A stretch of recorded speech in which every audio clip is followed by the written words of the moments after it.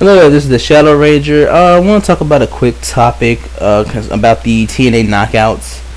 Um, Something that disappointed me when I watched Impact yesterday. I like pretty much most of the shows. A very storyline heavy show, not very little wrestling, but considering what happened at Victory Road, they had to really change some stuff around. It happens. I really think the next episode they really need to do a very wrestling heavy episode coming up soon, just to placate some people who were really upset that there wasn't a whole lot of, that stuff really doesn't bother me. As I said before, I'm a storyline driven wrestling fan. As long as the story's good, I don't mind if the matches are short. Like, I really had no problem with how short the matches were on the show yesterday. They progressed all the storylines pretty well, and that is what kept me entertained in the show yesterday. So that's just me. I'm a storyline driven wrestling fan. Something that stood out to me that didn't sit well with me was the Mickie James Madison Rain segment. After Madison Rain, basically, she did none of those open challenges. It was answered by Alyssa Flash. Alyssa Flash came out first. Madison attacked her from behind, beat her down on the outside, rolled her in the ring, took her down quickly, and got the 1-2-3. I had no problem with that. Madison's the champion. She's a heel champion. She blatantly cheated. Got a really fucked up underhand victory. And it's what you do to get heat. Mickie James comes out. She challenges Madison to a title match at Lockdown. Madison says, "I've beaten you, more than once already, Mickie. Make it worth my while. What are you going to put up?" So Madison challenges Mickie to put her hair on the line. So the stipulation for the title match is that if Madison Rain wins, Mickie's hair will get shaved. I absolutely hated this. Why? Because we all know there's no way Mickie James is going to let TNA shave her head. She's got too much of an ego. Not that Mickie's egotistical, but, she's pursuing a music career, and she still wants to pursue a music career, and they're not shaving Mickie's head. Come on. It just gives away the ending of the match. TNA basically said, they just basically said, buy Lockdown to see Mickie James win the women's championship. There's nothing, it ruins the storyline. There's no intrigue, there's no suspense. There's absolutely nothing that TNA could do in the next, 3 weeks heading into Lockdown. We got 5 weeks to Lockdown, I think. We got this week? 1, 2... 3 to 4 weeks, however much longer we got. There's absolutely nothing they could do on TV in the next few weeks that's gonna make me think that Mickie James might lose. They've killed this match for me, because I have absolutely no doubt in my mind that Mickie's gonna win. We all know Mickie's gonna win. They basically just said, "Hey, buy Lockdown to see Mickie James win the title." So it's completely ruined for me. And I like Madison as champion. I've liked the storyline with Mickie James pursuing the title. But now the ending's just totally ruined for me. And I'm not going to get any enjoyment out of the match. I mean, Mickie's going to win. She's going to get the belt. And I'm not going to care at all, because they put this stupid stipulation on the match. It takes away all suspense. Now, if that was their goal, then they did a bang up job. I can't hate them. If that was their point, if they wanted to send the message to everybody watching, hey, Mickie's getting the belt at Lockdown, so make sure you tune in to see it, then mission accomplished. You did a bang up job. I mean, everybody and their mama, anybody who saw that segment knows Mickie's getting the belt. I mean, if you were trying to send the message, which is tune in to Lockdown to see Mickie get the belt, you did fantastic, and you totally telegraphed it. And there's really no reason to even have either woman on TV for the next several weeks. You don't need any build up. Just leave both of them off TV and do the match, because any storyline progression you do to hype this match up on TV is a complete waste of time, because in that one segment you told us all Mickie's winning. With that stipulation, we all know Mickie's gonna win. They're not shaving Mickie's head. It's not gonna happen. There's no way Mickie. I just do not believe that Mickie James will let TNA shave her head. It's not gonna happen. And like I said, it ruins the match for me. Also, I think putting the title on Mickie James is a bad idea. Something that stands out to me of people complaining that Mickie hasn't won the title yet. It's weird. Because isn't that always the complaint that everybody makes about TNA? Isn't like one of the biggest complaints about TNA is that they bring in an ex-WWE talent and immediately put them over all their homegrown talent, and send the message that, hey, the WWE guys are better than our guys. And this is like the one time they didn't do it, and now everybody's begging them to do it. The one time TNA brings in a popular ex-WWE talent, and they did immediately bury all their own talent to put her over. They actually did a legitimate storyline. They did some build, they did some intrigue, and actually let their guy get a good rub and get some wins. Everybody says, put the belt on the ex-WWE guy. I don't get that. But my whole thing is, I just don't think Mickie should get this belt yet. She doesn't need it. What do you accomplish by putting the belt on Mickie just so she can say, oh, I was the first to be Women's Divas and Knockouts champion? So what? You know, I mean, the only other woman who could even accomplish that is Gail Kim, and she's not getting the Divas title anytime soon. Come on, man. Gail Kim's like a freaking afterthought in WWE. You know, I just think there's so much more potential for good storylines if Mickie doesn't get the belt. I mean, if Mickie gets the belt, who the hell do you feud her with? You know, it's like you can't feud her with Tara because Tara still works for Madison. You can't feud her with Daphne's gone. That could have been a possibility, but Daphne's left TNA, and she's got like suing them for workman's comp because she got injured. That whole Rosie Love thing, and so I mean, if Daphne's suing the company, I doubt they're gonna rehire her. Sarita's involved in a tag team storyline, so she's out. And if you bring in a new woman, how are you going to justify bringing in this new woman and her automatically going after Mickie for the title? Especially since there's so much more potential in storylines. Like here's one I thought of that I think would be very interesting, very intriguing, and would be way more interesting to see with Mickie James rather than Mickie as champion. Instead of the stupid hair stipulation, you make the stipulation a last chance match for Mickie. That would have been better, because at least if it were a last chance match, for those of you who don't know what a last chance match is when if the challenger loses, they can't get another title shot until the champion loses. Like, as long as the champion holds the belt, that particular challenger never gets another title shot. TNA hasn't done those before. They've done them in WWE before a couple times, but I always like that concept. As long as I am champion, you never get another shot at my title, no matter what. So I thought that would have been a better stipulation. If Mickie loses, she never gets another title shot against Madison. At least then it wouldn't. At least then there'd be some doubt.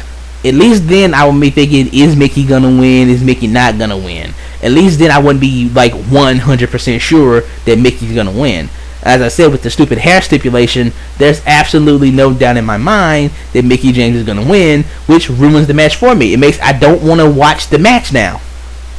It killed all interest for me. I have no desire to watch the Mickie James versus Madison match, which was a feud storyline that I really liked over the past few months. I love the Mickie going after Madison and having to go through Tara and getting screwed over by Madison time after time. I mean, it was a really good storyline. I've really enjoyed it, and now it's just ruined because of the stupid stipulation that gives it away.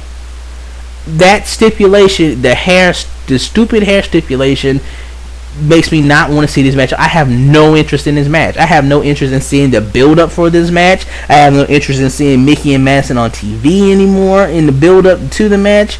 It's a reason for me to not buy Lockdown. It's one less reason to buy Lockdown. This was a match that would have made me more likely to buy the show now that I'm able to buy them here in Korea, because they got to do online thing where you can order the pay-per-views online and watch them anywhere in the world. And while I was been thinking about if I'm gonna buy Lockdown, that match was one of the reasons I wanted to buy Lockdown. Now it's not. Now it's a reason not to buy it. It's ruined matching. Anyway, let me get back on topic. What I would have liked to have seen is this had been like a last chance match, because then I wouldn't be absolutely sure. at least there'll be some doubt that, hey, Madison might win and Mickie won't be able to get another title shot. And I think it would be better if Madison won and didn't lose it. So what I was thinking is, what you do is you bring in, you do the cage match, and just when it looks like Mickie's gonna win, it's a cage match. So cage matches are no DQ. This would be a good match to debut Isis the Amazon, and have her come and just come in like a powerhouse, like the cage is locked and she just like breaks the chain off the cage and rips the freaking door open. Like, remember in '97 at the Hell in a Cell match, the first Hell in a Cell match, Undertaker versus Shawn Michaels? It was the debut of Kane, and Kane pulls the door off the cage and goes in and attacks Undertaker. I would have Isis do that. Rig the cage so she can break it off, and go in there and she attacks Mickie James. Just bust upside the head one time, a choke slam and a power bomb, and Madison gets the win. And now Mickie can never have another title shot against Madison. And now you have an instant feud between Mickie James and Isis the Amazon. It's already set. You have Isis can just say, I hate Mickie James, I wanted to destroy her. And now Mickie has a reason to go hate Isis, which is because of you, I can never have another title shot against Madison.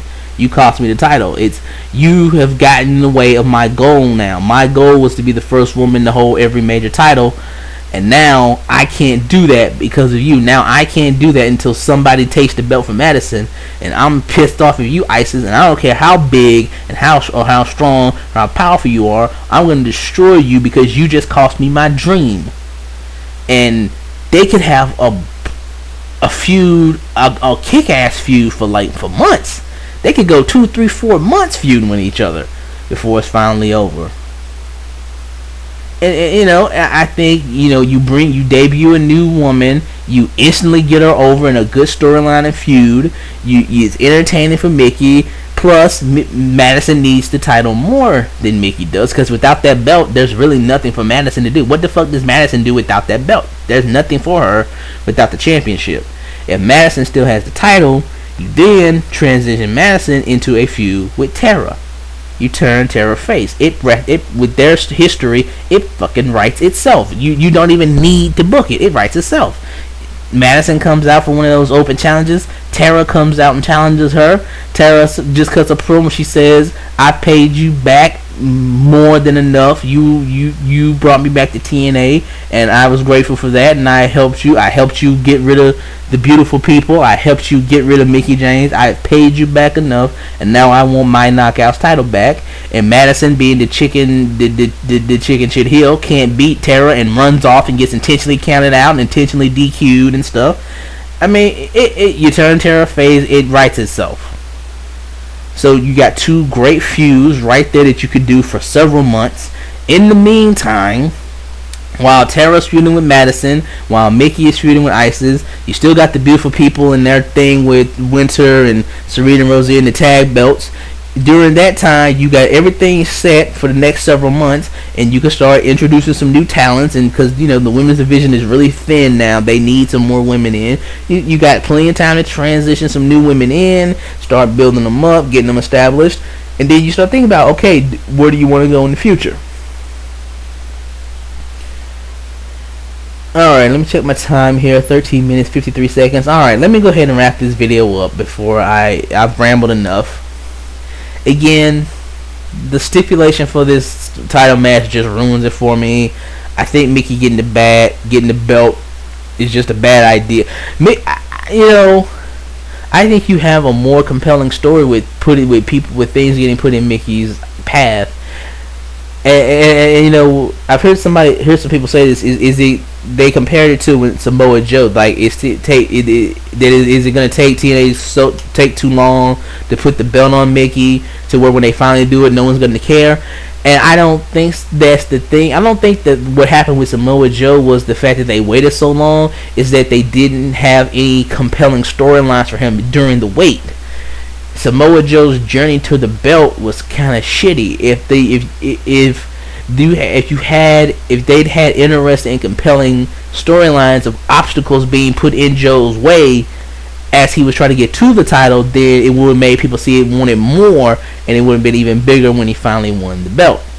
The problem with the Samoa Joe thing was they did like some stupid stuff about him re-signing a contract, and it was just dumb shit. It should have been just heels getting in Joe's way, keeping angle throwing dudes at Joe to keep Joe away from him. That would have been more interesting, and it would have been entertaining television that made us want to see Joe win the belt. That's what I'm saying for Mickie. Keep throwing shit in the way. If you throw good heels in Mickie's way, she can constantly do compelling storyline. Mickie doesn't need the title. She never needs to win that belt. It doesn't do anything for her to win that belt. Once Mickie wins that belt, all anybody's going to be one is to see her lose it and put somebody over and lose the belt. We only want Mickie to win the belt so she could lose it. You know, I mean, and if that whole first to win all 3 belts thing is so important, put the belt on lockdown and screw her out of a rematch. I mean, if Mickie wins that belt, let her hold it for like 2 freaking weeks and put it back on Madison. Madison's a much more interesting character. I would much rather see Madison as champion than Mickie James. Yes, Mickie is a better wrestler, but Mickie's kind of boring, and Madison is way more entertaining. For some reason, everybody wants to hate on Madison. I don't get it. Only fucking one of the few fucking interesting women you got on TV right now. Probably the most interesting woman in wrestling today that you see on TV. I mean, what other woman is more interesting than Madison right now? Everybody else is kind of doubling it up. I don't get it. You know, Madison's one of those people who, you know, just one of those people who gets a lot of undeserved hate. I feel, you know, very underrated. I think she's a decent wrestler. Yeah, there's a lot of women in the ring who are way better in the ring than Madison, but she has an interesting character. And people think like, oh, the Impact Zone doesn't like Madison. Fuck the Impact Zone. Just because the Impact Zone doesn't like somebody doesn't mean they're a bad wrestler. They fucking, you know, the same fucking person that gets booed in the Impact Zone can go somewhere else and get fucking cheered, man. Anyway. Fuck, I've rambled another like 5 extra minutes. This is the Shadow Ranger. Thank you for listening. Have a nice day.